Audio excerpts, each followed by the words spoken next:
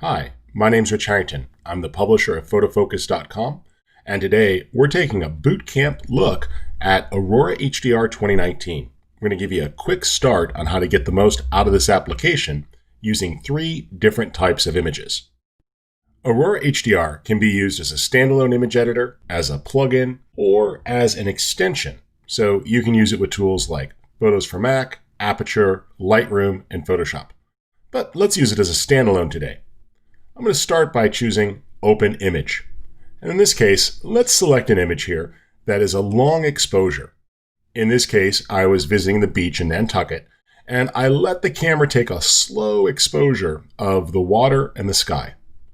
I'm going to click Create HDR Image and allow the Quantum HDR engine to analyze the raw photo. Even with a non-bracketed photo, Aurora HDR can go into the raw file and find an extensive amount of detail. There we go. And as you can see, it's done a great job of finding all the details in the photo. There's the original, and there's the optimized version, bringing out the perfect exposure in each zone. If we open up the Looks browser here, you'll see that there's an extensive collection of looks that come with the product. And these looks really help you unlock the types of images that you want. For example, if I choose Landscape, I'm going to see a whole series of landscape presets. Let's try Realistic Landscape. And I like that. That works well. But if I want to back it off with a single slider, I can blend it to take advantage of the preset. I also might decide to refine things a little bit. For example, coming down to the adjustable gradient here, I can click Set Orientation and place that exactly on the horizon line as needed to make a nice, smooth transition. And this allows me to adjust the top and the bottom separately to get the type of blend or transition that we want for the photo. Let's make that sky a little bit more vibrant and just a tad cooler at the top. I can now close that, take a look at my image. There's also a new control called Smart Structure. So if we go down here to the HDR Enhance, you'll see Smart Structure.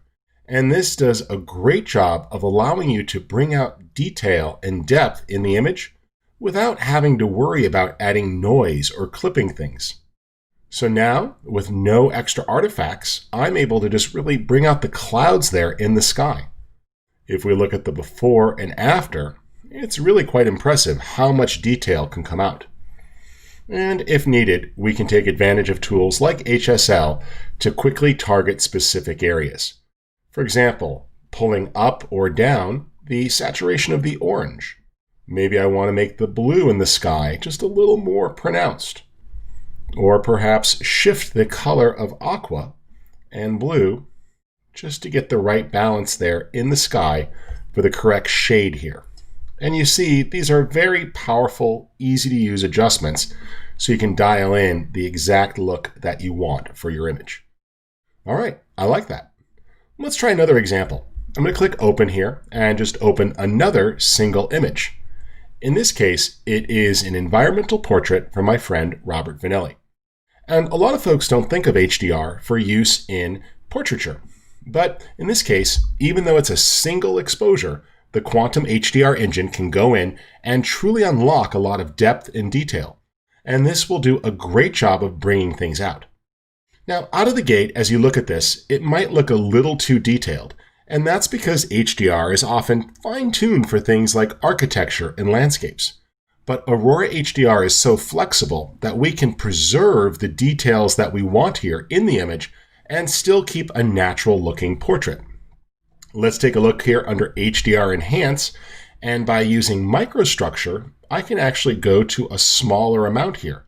And you see that some of the depth and detail in the skin is now pushed back to that nice, dreamy, smooth state. That looks great. Coming up under Color, we can take advantage of vibrance and saturation.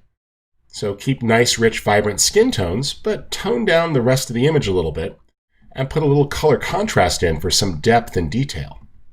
Now we have nice, natural-looking skin, but rich colors all around. Under HDR Basic, the Smart Tone feature is a wonderful way to balance out the tonality of the image. And you see it really lets you refine where the tones are spread around the middle to get the perfect exposure. I really like that. Now let's go ahead and just finish this off with a few things. Taking advantage of glow, we can get a nice soft feel to the image. And this allows me to do really smooth, bright highlights, which I like. It gives it that feeling of being under the natural lit sun. That's great. And taking advantage of HSL, it's very easy to target areas. For example, let's tone down the green a little bit so it's a little darker and just a tad less saturated. Now, adding a vignette, we can easily draw the viewer's eye into our subject. Let's place that right over her face, and we'll knock this down really far.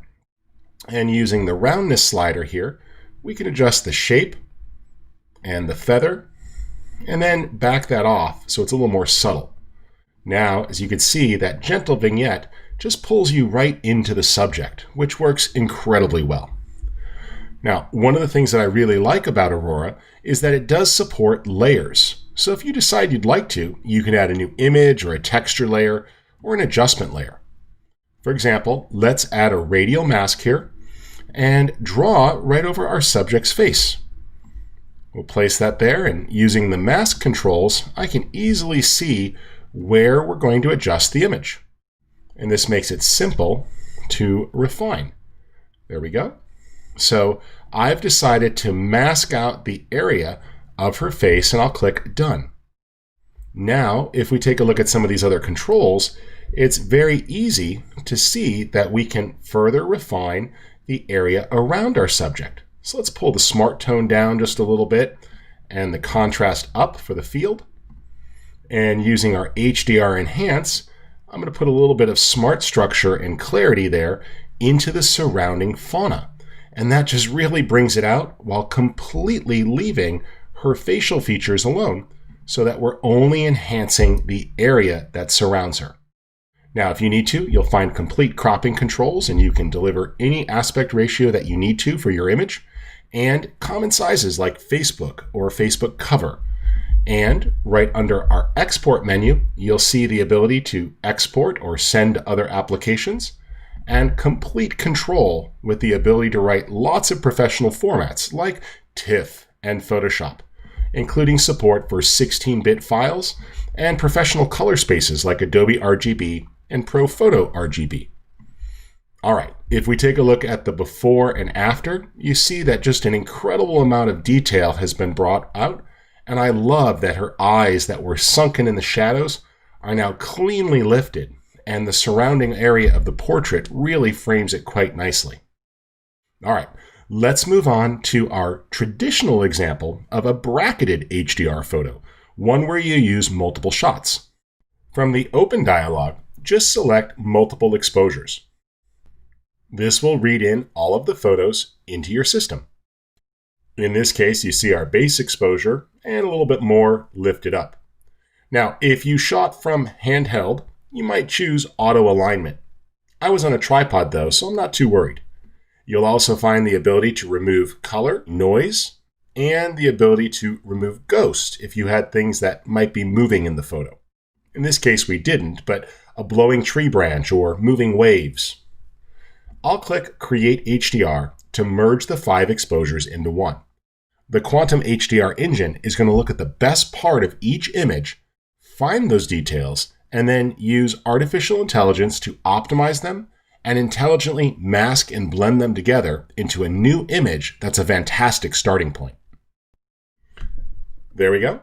And we have a very realistic image to start with that brings out the best areas of exposure. Now, on its own, it's a little flat, and this is by design so that you just have something that's optimized and exposed correctly. But taking advantage of our looks, we can quickly dial in different options in just a click. I'm going to go to the dramatic category here, and I see a lot of different choices.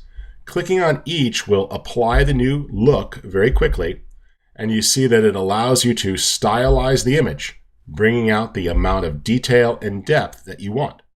I like this here, the sleepy drama. It feels close to where I'd like it to, but there's a few things that I need to enhance about this image. Now, let's go ahead and close the preset panel there, the looks, and just optimize things. Using HDR Basic, I'm going to use a little bit of Smart Tone to lift up that image. That looks good. And we'll also set a custom white balance based upon the lighting conditions. That helped a lot. Under color, I really like the color contrast section, which makes it easy to bring out details. And using HDR Enhance, we can decide how much depth we want in the different sections. Things like clarity and smart structure. And you notice that even as we start to crank these things up, we avoid heavy halos or glowing edges. Now, you might not even need it, but there are complete controls over noise. And we have a wonderful new option here called lookup table mapping. This allows you to choose from different built-in presets or load them, and lookup tables make it very simple to stylize the color in the image. Here, this preset is using one called Fall, and you see it optimizes the colors, bringing out those autumn tones there in the vegetation, which I really like. Using image radiance here, I can also adjust the amount of glow and where that falls. And the ability to control depth and details, as well as things like tone curve. I really like this. I just feel the red's a little too strong, so I'm going to actually back off the saturation there in the red, so it's not so intense, and refine its lightness there. A little darker actually feels better. And I can even roll the color of the red until it feels like it's the right shade for the scene. That actually looks a lot better to me. While we're at it, let's tone down the greens a little bit and darken those so the vegetation is not so pronounced, as it creates a little bit of a darker ring leading up to the subject. I like that. Let's take advantage here of the adjustable gradient, and this makes it simple to set our horizon line. If we need to, we can rotate that even to adjust for any angles in the scene. I'll create a nice blend. And what I'm going to do here is just actually on the bottom, darken the foreground a little bit to create a ramping effect as it goes into our subject. And you'll find complete control over highlights and shadows, so you can really refine that adjustment and get exactly what you want. You also, of course, have the ability to dodge and burn to paint in specific details. So if I'd like to, I can choose to dodge here and lighten the area. Let's just get a smaller brush, and I'll paint in a little bit of lightness here to lift up the lighthouse slightly. There we go. And I like that. It's brightened it up and makes it pop a little bit. And I can simply refine that there using the amount slider to get the exact look that we want. If I need to, I can even erase if we got a little too much. So right there on the edge, I can just back that off for the left edge, and it blends nicely. Let's click Done. Now, this is looking really good, except I noticed two things that I'm not crazy about. I got a little bit of dust. It was a really windy day out there. The grass was blowing around, dust was blowing around, and I think I did a lens change in the field, and I got a little bit of specks there. But no big deal. You have the ability to quickly invoke plugins. Now, you'll see that a lot of other plugins show up from other manufacturers, but there are two plugins that are available from Skylum. Luminar is a full-featured editor designed for traditional images, but it has a great ability to apply erasing or healing. So I'm just going to send this over to Luminar, where I can quickly brush out those spots. Now, over in Luminar, I could take advantage of all sorts of other options. You'll find a wealth of available looks that you can apply, as well as extras that you can download for creative outputs. But I'm just going to take advantage here of the Erase tool. This makes it super easy to get rid of anything that you want to in the shot.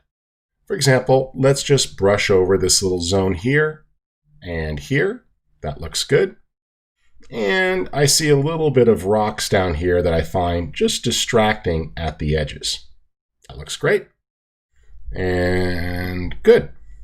I'll click Erase, and it intelligently analyzes the image and removes those blemishes or spots. And they're gone.